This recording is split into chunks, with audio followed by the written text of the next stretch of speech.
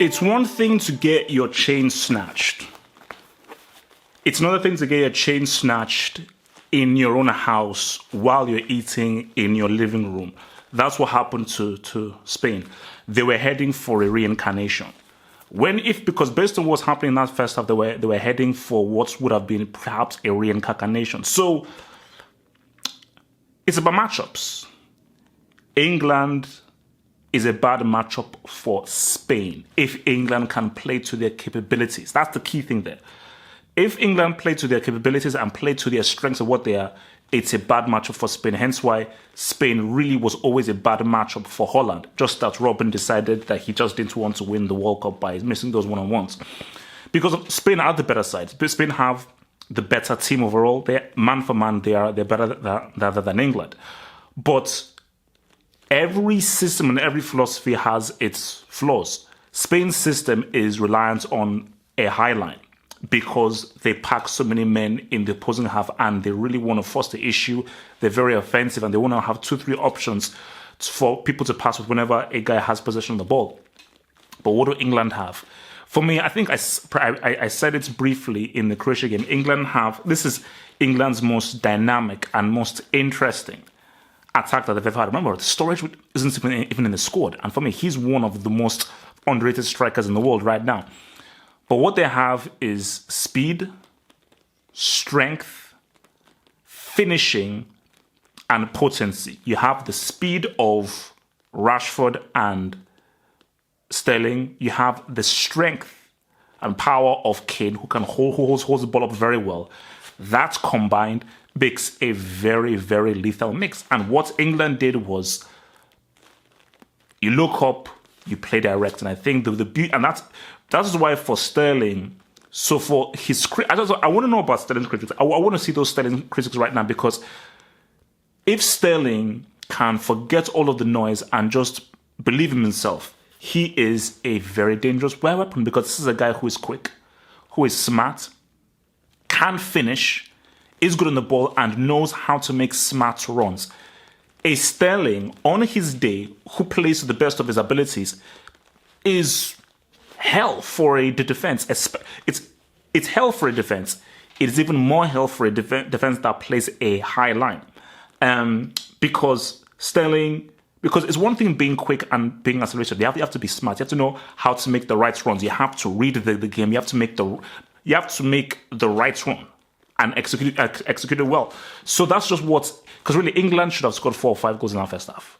Let's be real, because the score says 3-2. That first half alone, England should have scored 4, because the amounts of 3-on-3s, 3-on-2s, and again, so what I mentioned, I think, in my Q&A, decision-making is one of the most important, underrated characteristics of any football player.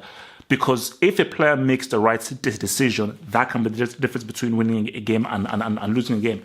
But I just thought that, like, you look at that, I think, especially that's look, that Sterling goal was because I'll get to Spain. I'll get to Spain, because for Spain,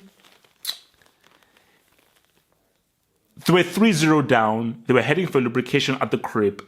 3-2 sounds a little better than 3-0. A loss is still a loss, and he still lost at your crib to a team who are young, in transition, who should really be beaten. But again, it could have been worse, because if they had lost 3-0 to those dudes, down. But that's Sterling G, man. First of all, great pass from Rashford. I looked at it again. It was just about onside. And for me, people say, oh no, it was offside, ref. No. If it's close, give the initiative to the attacker. Look, this is for football. Give the initiative to the attacker. If it is like within an inch or it's hard to tell, give the initiative to the attacker. Come on, relax. But that finish from Sterling was amazing. Absolutely amazing finish, because it was so good here, they couldn't even move, because it was right in the top corner. So beautiful, amazing finish. And I think that will just give him so much confidence. But look, man, that ball that Kane did to Rashford was a quality ball. So it just shows how good Harry Kane can be, because again, he knows that he has the strength and the power to hold the ball up, but he can also play a good ball because he's technically good on the ball. But the control from Rashford, finish, boom, and again, goal again, ball over the top, I think, from Barkley, Kane, awareness, across Sterling, right place, right time. So I think amazing for Sterling getting 2 Gs, especially when so much stuff was against him, so much pressure to get 2 goals against a team like Spain. it's absolutely stupendous. So, but I think the thing with Spain is this: is that people say, okay, no, Paco Alcacer should have been starting, and this and that, and so forth. I think beyond that, the team that Spain had should have been good enough to beat England. But the thing about it is, and what Enrique has to figure out is, and I think Guilherme Balega actually made a point about this when he was doing like breaking down Spain. So what do Spain now do moving forward? Do you, because it's almost like this, put it this way. Do you go the Diego Costa route? Or do you go the Spain tiki-taka route?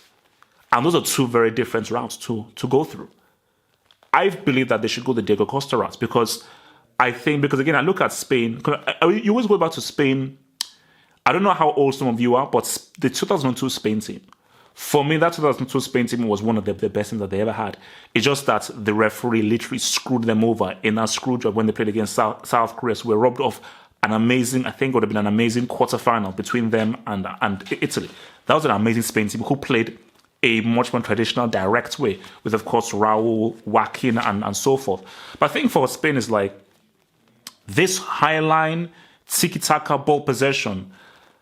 Is it still in vogue? Can it still be effective? Because that generation between 2008 to 2012 that is the most talented generation that they've ever had. It was just a unique generation that played that system so well, but even more so. I go back to that final in 2010. Robben scores those two one-on-ones, they win. Simple. Like Holland should have won that game, and even if Spain won that, they won it in the second half extra time with a man up. So this tactic can be really good, but against certain teams, you can really be exposed because trust me, because France would destroy Spain. The way France play, where they don't need possession of the ball, and they're a moments team that can just strike, and they've got individuals who can strike. The way France play, it would destroy what Spain are doing right now. So I see it's all about matchups. See, Spain and this system is a great matchup for Germany. It's a pretty good matchup for Italy. It's not a good matchup for Netherlands and what they're doing. It's a horrible matchup for a team like France. It's a horrible matchup for a team like Brazil. Teams who are very direct. They don't need the ball and can really move the ball quickly and have individuals who can dribble and get past the high press. So I think that Spain have to rejig and build in with a Diego Costa. Because I told you, a combination of Isco with Diego Costa and you throw in Rodrigo there as well, Paco Alcacer can then come in. I think that is still a pretty damn good remedy.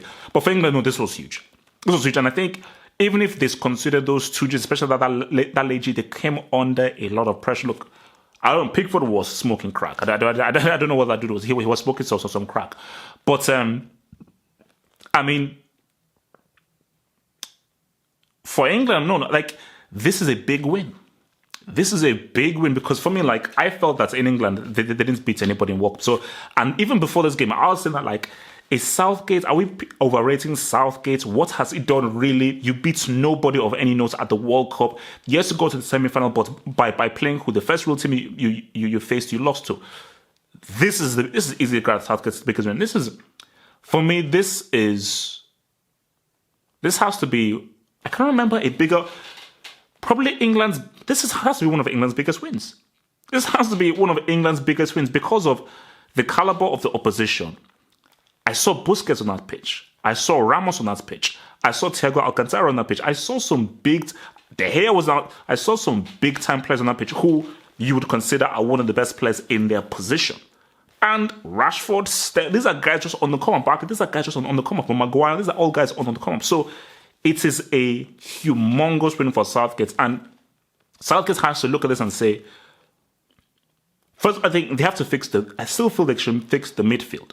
Because if he fixes the midfield, he gets a real quality midfielder, or he helps to coach Barkley and get the best out of Barkley. I think you're looking at a quality. No, I think you're looking at a team that can do some serious damage.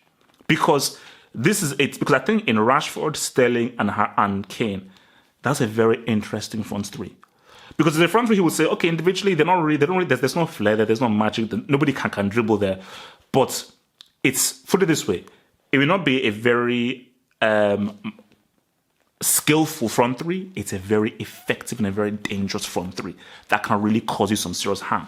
So for Spain, man, again, comments below, let's talk about it.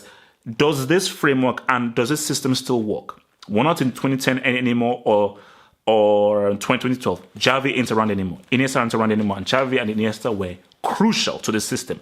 David Villa was crucial to this system. Do these players... Is it a case of you're enforcing this view on these players, or you should say, okay, look at the players we have now. Let's try and get a system to suit these players. Because for me, Diego Costa should still have a place in this team.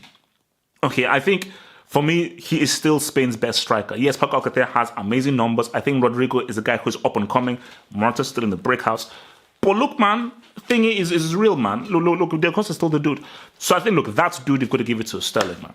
That dude, you've got to give it to Sterling. I think getting those 2 goals was quality, but that first goal was that was a money goal, because that was just an amazing way to finish that chance.